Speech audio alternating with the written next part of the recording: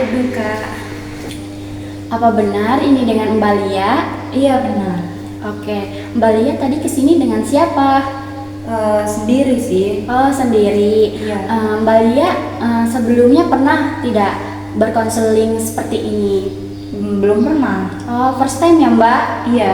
Oke, izin memperkenalkan terlebih dahulu ya Mbak. Iya. Nama saya Azhar Oktaviani, tempat tinggal saya ada di Kampung Petir.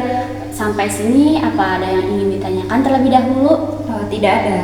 Oke, lanjut aja ya Mbak. Iya. Mbak sebelumnya udah tahu belum apa itu arti dari konseling individual? Belum. Iya. Baik, izin menjelaskan. Jadi proses atau konseling individual ini adalah salah satu jenis layanan yang ada di dalam konseling yang dilakukan secara face to face oleh seorang konselor kepada konselingnya. Nah, konselornya itu saya sendiri dan konselingnya itu yaitu Mbak. Nah, di sini konseling individual juga mempunyai tujuan. Tujuannya itu adalah mengentaskan suatu masalah. Jadi, insya Allah sekarang kita secara bersama-sama untuk mengetahui atau mencari solusi yang Mbak permasalahkan. Nah, selain itu, mengentaskan masalah, ada juga tujuan lain, yaitu memandirikan klien atau konseling, yaitu memandirikan Mbak sendiri ya Mbak. Iya. Jadi, jika suatu saat Mbak dihadapkan oleh suatu masalah yang sama, jadi Mbak bisa memandirikan Mbak sendiri untuk mengentaskan masalah tersebut. Nah, oke, sampai di sini ada yang ingin ditanyakan terlebih dahulu? Tidak, Mbak. Baik, oke, saya akan lanjutkan ya Mbak. Iya.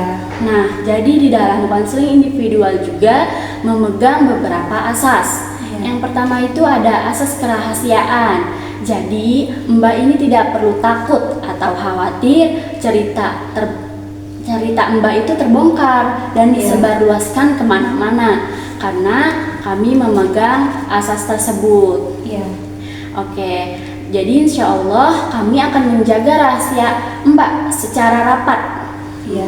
Baik, Mbak di sini akan percaya kan? Iya. Insya Allah percaya. Oke.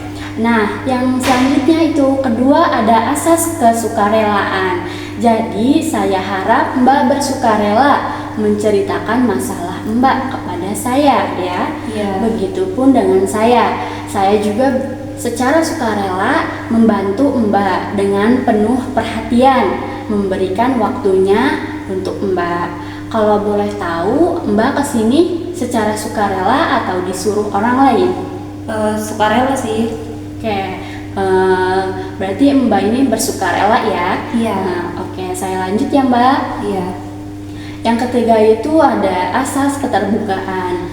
Jadi saya harap Mbak terbuka dengan penuh kepada saya apa yang Mbak permasalahkan, apa yang Mbak rasakan terhadap apa yang akan kita bahas hari ini. Nah, agar saya juga terbuka dengan Mbak untuk menyelesaikan masalah seperti itu ya Mbak. Iya. Nah, yang terakhir di sini yaitu ada asas keputusan berada di tangan klien. Jadi nanti jika hasil akhirnya apakah Mbak mau terima atau menolak atau mau dijalankan atau tidak dijalankan itu terserah Mbak ya Mbak. Iya.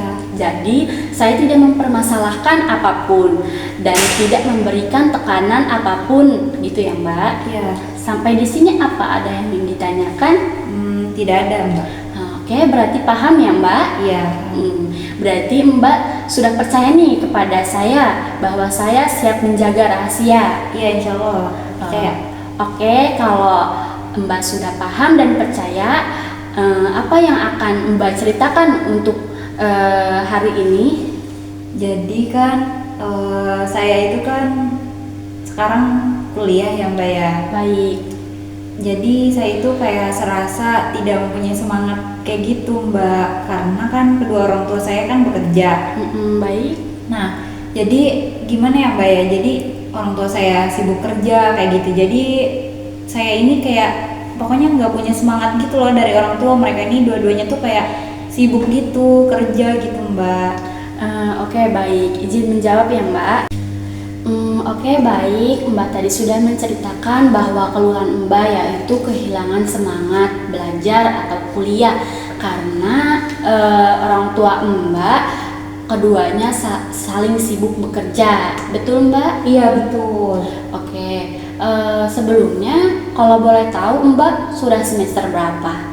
Baru semester 1. Oh, maba ya Mbak? Iya. Oh alah, baik. Sebelumnya Mbak pernah menceritakan tidak masalah seperti ini kepada teman-teman dekat Mbak? Belum pernah sih. Oh, belum pernah. Iya. Mengapa ya? Karena apa ya?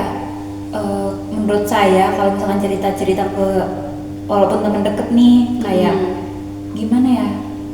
Kurang percaya aja gitu karena mungkin dari sayanya juga yang kurang terbuka sama mereka gitu. Baik.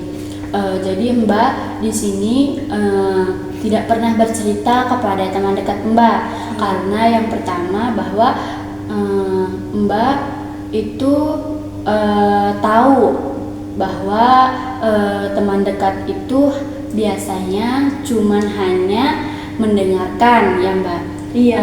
Tapi tidak mencari solusinya. Iya. Oke. Dan Mbak juga tidak bisa terbuka, bukan begitu? Iya benar toh. Oke. Mbak di keluarga Mbak, kalau boleh tahu anak berapa? Anak pertama. Oh, anak pertama. Berapa saudara? Dari 3. Oh, 3 bersaudara. Baik. Sebelumnya terakhir, kalau boleh tahu, terakhir teleponan atau berkomunikasi dengan orang tua atau bercerita dengan orang tua itu kapan? Pas saya masuk kuliah kayaknya tuh. Oh, Jadi mulai nggak komunikasi kayak dulu gitu. oh, oke, baik. Selain kehilangan semangat, apa ada yang dirasakan lagi selain itu? Ada Mbak. Apa kalau boleh tahu? Kan kalau misalkan saya melihat orang lain ya, Baik. selalu berkomunikasi dengan orang tuanya kayak berjam-jam kayak deep talk gitu ya. Ya. Nah kalau misalkan saya itu tidak gitu, tidak seperti itu. Oke, baik. Jadi Mbak itu merasakan bahwa diri Mbak itu tidak bisa merasakan apa yang orang lain rasakan, Iya. yaitu berteleponan, berkomunikasi Iya, berjam-jam Mbak. dengan orang tua Mbak, Iya. karena kedua orang tua Mbak itu sama-sama sibuk bekerja. Iya. Oke. Kalau boleh tahu di sini Mbak kuliah ngekos atau PP? Ngekos. Oh, ngekos. Iya.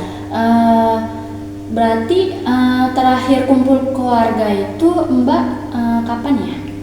Terakhir kumpul keluarga sih itu udah lama banget Mbak, pas saya lulus dari pondok lah gitu sebelum masuk kuliah. Oh, jadi terakhir kumpul keluarga itu setelah lulus pondok ya? Iya. Setelah masuk kuliah ini sudah jarang. Iya jarang. Karena itu tadi penyebabnya ya, Iya. kedua orang tua Mbak sibuk bekerja dua-duanya. Oke. Jika libur kuliah, Mbak biasanya pulang ke rumah atau tidak? Pulang. Pulang ya. Iya. Biasanya itu dilakukan berapa kali ya? Biasanya sih kayak kadang gitu 3 minggu sekali atau enggak 2 minggu sekali gitu. 3 minggu sekali atau 2 Iya. minggu sekali ya. Berarti tidak 1 minggu sekali gitu kan? Enggak, iya. Oke. Ketika Mbak sudah pulang kuliah atau ketika liburan Mbak pulang ke rumah, apakah orang tua Mbak itu ada? Enggak, jarang. Oh, jarang ya. Iya, jadi kayak cuman pas libur doang gitu tuh. Jarang. Kalau boleh tahu, libur kerja orang tua Mbak hari apa ya? Biasanya sih hari Sabtu Minggu, tapi kadang nggak pulang gitu tuh Sabtu Minggu itu. Oh, oke, baik. Jadi orang tua Mbak ketika Mbak pulang ke rumah untuk liburan pun orang tua Mbak masih tidak ada ya, jarang gitu. Iya. Makanya Mbak merasa bahwa orang tua Mbak ini benar-benar sibuk bekerja gitu kan? Iya, sibuk. Baik. Biasanya Mbak kalau seperti itu Mbak melakukan kegiatan sehari-hari dengan cara apa? Supaya tidak kesepian atau supaya mengisi waktu sendiri di rumah tanpa orang tua gitu. Biasanya sih main HP aja gitu, scroll gitu. Kalau misalkan soal beberes rumah atau bersih-bersih rumah itu biasanya dilakukan oleh Mbak sendiri atau ada ART? Biasanya kadang saya sih yang ngebersihin gitu. Kan di rumah tuh ada saudara, jadi saudara juga yang membantu gitu. Oke. Tapi kalau boleh tahu, adik Mbak laki-laki atau perempuan ya? Laki-laki semua. Oh, laki-laki semua. Iya. Biasanya akur atau tidak? Akur sih, kan yang satunya itu di pondok gitu. Jadi Mm-mm. kalau ada yang terakhir itu biasanya sama nenek. Baik. Tadi kan Mbak sudah menjelaskan ya bahwa adik Mbak itu ada yang di pondok. Jika adik Mbak pulang ke rumah itu biasanya kumpul atau tidak? Kumpul biasanya. Kumpul beserta kedua orang tua Mbak juga. Iya. Oke. Kalau boleh tahu, adik Mbak merasakan hal yang sama tidak seperti Mbak ini? Enggak sih, kurang tahu. Kan apa ya, adik saya juga kayak tertutup juga gitu orangnya. Oke, berarti adik Mbak sifatnya sama ya dengan Mbak, yaitu sifat tertutup. Makanya Mbak juga kurang tahu gitu kan ya apa yang dirasakan oleh adik Mbak. Iya, betul. Biasanya kalau misalkan lagi kumpul nih, saling bercerita atau keluh kesah bareng atau gimana? Iya, biasanya. Biasanya iya. Kalau buat keluh kesah atau cerita-cerita gitu pasti masih ada. Iya, ada. Kalau misalkan mengungkapkan isi hati, kekesalan atau seperti apa dan lain-lain itu enggak. Baik.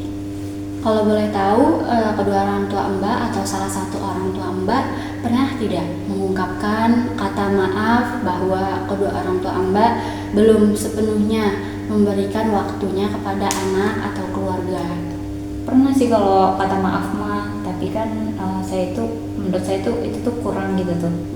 Kan saya itu pengennya semangatnya gitu dari mereka. Oke. Jadi Mbak sebenarnya mah menerima saja kata maaf tersebut. Cuman yang namanya perasaan pasti masih saja gitu merasakan bahwa diri ini masih kurang semangat. Oke, baik. Mungkin dengan cara kedua orang tua Mbak kata maaf tersebut tidak sepenuhnya gitu kan ya, membuat Mbak kembali dengan semangat Mbak gitu. Kalau boleh tahu Mbak nih, saya mau nanya ya. Apa namanya? Ada gak sih apa gitu tuh semangat Mbak dalam kehidupan Mbak tuh seperti apa gitu, biar saya juga meniru gitu apa yang Mbak alamin juga kayak gitu. Oke. Izin jawab ya Mbak. Menurut pribadi saya atau kehidupan saya ingin memberikan contoh yang dimana di situ saya merasakan sendiri ya.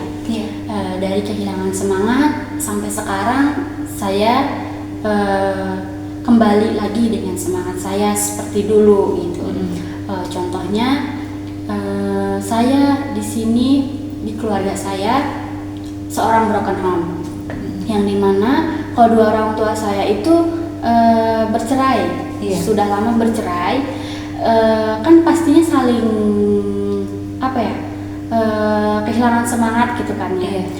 Di diri anak mana sih yang gak kehilangan semangat ketika orang tuanya seperti itu gitu kan. Akan tetapi mengapa saya sekarang tumbuh lagi semangat? Karena saya melihat perjuangan kedua orang tua saya dalam menafkahi anak-anaknya, entah itu dari mama saya dan ayah saya. Contohnya mama saya bersemangat untuk mencari kerja gitu, gimana caranya supaya menghasilkan duit yang atau uang yang halal buat membantu bayar UKT saya. Dan begitupun ayah saya dengan semangatnya mencari pekerjaan atau menjalankan pekerjaannya yang sekarang dengan semangat, dengan tekun untuk membantu juga membayar UKT saya gitu kan. Nah di situ saya juga sebagai anak pertama sama nih Mbak, seperti Mbak ya. Di situ saya merasakan bahwa memang berat, akan tetapi jika dilihat dari sisi positifnya dari kedua orang tua kita, bisa kita lihat dari perjuangannya, dimana hasil keringat kedua orang tua kita itu harus dihargai dengan cara semangat kita. Makanya saya ambil kesimpulan, gimana caranya saya harus semangat, jangan sia-siakan apa yang udah diusahakan kedua orang tua kita, walaupun di sisi lain ada hal yang tidak mengenakan di kita. Seperti Mbak tadi, Mbak kehilangan semangat ketika kedua orang tua Mbak saling bekerja, makanya Mbak mungkin kurang perhatian. Tapi jika Mbak melihat dari sisi positifnya bahwa wah, kedua orang tua saya saling bekerja, kalau misalkan bukan buat keluarganya, buat siapa lagi gitu kan. Nah sama saja seperti saya pun seperti itu untuk melihat perjuangan kedua orang tua saya mempertahankan pekerjaan tersebut untuk saya. Di situ saya timbullah semangat Mbak, gimana caranya nih saya supaya sukses. Dengan semangat tinggi saya membangun dikit perlahan demi perlahan ya, membangun semangat di diri saya sendiri untuk mencapai kesuksesan dalam kuliah, yaitu belajar, supaya tidak mengkhianati hasil dari kedua orang tua saya gitu. Jadi mungkin Mbak bisa mencontoh, atau jika tidak ingin mencontoh juga tidak apa-apa, tapi bisa juga mencontoh dari kejadian saya atau yang saya alami ini, yaitu dengan cara tumbuhkan rasa sadar di diri Mbak bahwa perjuangan orang tua itu hanya untuk mengasihi anak-anaknya yang terbaik gitu. Jadi Mbak harus semangat dalam belajar atau kuliah, walaupun resikonya yaitu kepada perasaan kita. Perasaan kita tidak enak, kita kurang perhatian atau kurang kasih sayang karena ditinggal-tinggal terus dan bekerja gitu. Tapi kan kita bisa lihat gitu dari nanti hasilnya seperti apa gitu. Sepertinya contoh yang Mbak berikan itu menurut saya boleh juga gitu ya Mbak ya. Nanti saya agak sadar dikit lah kayak gitu Mbak. Baik, terima kasih Mbak jika Mbak sudah ingin berusaha gitu mencontoh dari pribadi saya atau kehidupan saya. Semoga Mbak bisa perlahan-lahan bisa membentuk kembali semangat Mbak gitu. Baik, setelah tadi saya jelaskan dan contohkan, bagaimana nih tanggapan Mbak sudah mendengar tadi penjelasan dan pencontohan tadi? Menurut saya yang tadi sudah dicontohkan, yang pertama saya kayak mulai ada kesadaran, dan yang tadi sudah kakak jelaskan juga kayak saya udah sadar nih bahwasannya emang di dunia ini tuh emang harus harus diomongin gitu ya. Iya, baik. Iya, kayak gitu. Jadi kalau dipendem gitu nanti kesannya juga kayak melewat gitu ya, kayak kurang semangat gitu. Walaupun emang gak dari orang tua, setidaknya ada dari temen kayak gitu.